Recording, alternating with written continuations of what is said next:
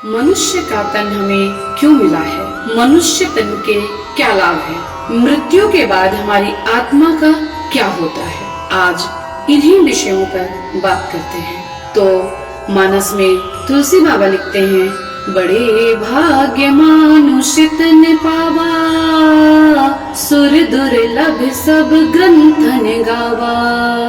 बड़े ही भाग्य से यह मनुष्य का तन मिलता है जब हम 84 लाख योनियों को पूरा चक्कर काट के और पूर्ण रूप से पवित्र हो जाते हैं। तो गौ के वंश में आना पड़ता है, गौ बनना पड़ता है या बैल बनना पड़ता है, उसके बाद फिर मनुष्य का तन मिलता है। तो मनुष्य का तन तो बड़ा ही दुर्लभ तन है। अब यह तन पाकर भी अगर हम सदुपयोग ना करें तो फिर हम मनुष्य का तन पाना बेकार हो गया। मनुष्य सबसे पहले तो विचारों का पुंज होता है, वह हर समय विचारों में उलझा रहता है, चाहे वह बोले ना बोले।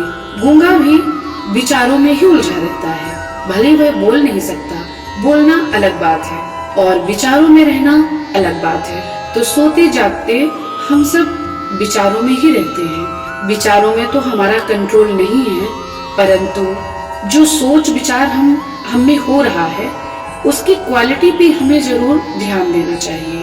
और अभ्यास करने पर कोई भी चीज अच्छी बनाई जा सकती है। जीवन का सबसे बड़ा सत्य तो मृत्यु ही है।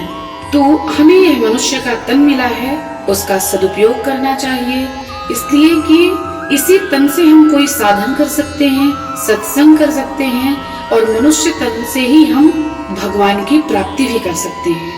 तो मनुष्य का तन इहलोक से परलोक को साधने के लिए बना है। हम भगवान तक को इसी तन से पा सकते हैं, किसी और तन से नहीं। और जीवन का सबसे बड़ा सत्य मृत्यु है, जो जब हम अपना शरीर पूरा करके मृत्यु को पाते हैं, मृत्यु जो है एक अनंत गहराई है, या कहूँ मृत्यु एक गहरी निद्रा है। हमारा दो शरीर होता है, एक स्थूल होता है और एक सूक्ष्म होता है। मरने के बाद स्थूल शरीर से सूक्ष्म शरीर अलग हो जाता है, अर्थात एक प्रकाश पुंज के रूप में हम मानते हैं जो हमारे इस शरीर में विद्यमान है, वह प्रकाश पुंज या सूक्ष्म शरीर हट जाता है, निकल जाता है, जिसे हम आत्मा के रूप में जानते हैं। इसी क्रम को मृत्यु कह सकते हैं। हम पूरे जीवन में क्या कर्म किए हैं, कितना पुण्य किए हैं और कितना पाप किए हैं, यमराज के द्वारा पूरा लेखा जोखा तैयार रहता है।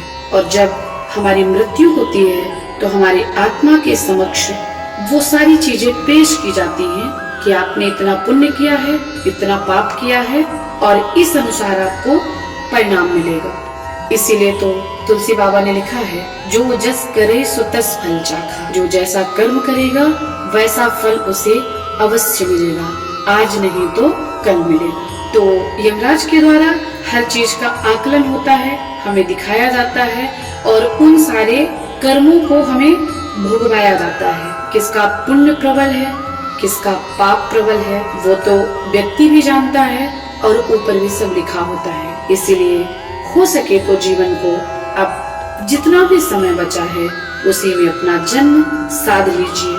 हमें अपना जन्म साध लेना चाहिए। अब जीवन को हमें सत्संग से जोड़ना चाहिए, क्योंकि सत्संग ही एक माध्यम है जो हमारे जीवन को तार सकता है, मृत्यु को मोक्ष में परिणित कर सकता है।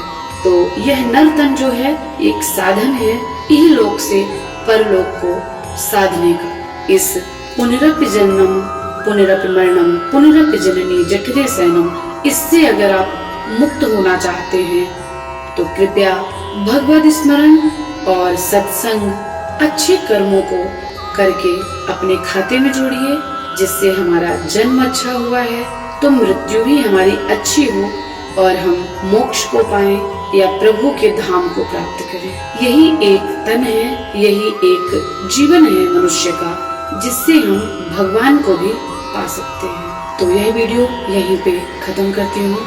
आप सबके हृदय में विराजमान भगवान को प्रणाम करते हुए ओम हरि ओम।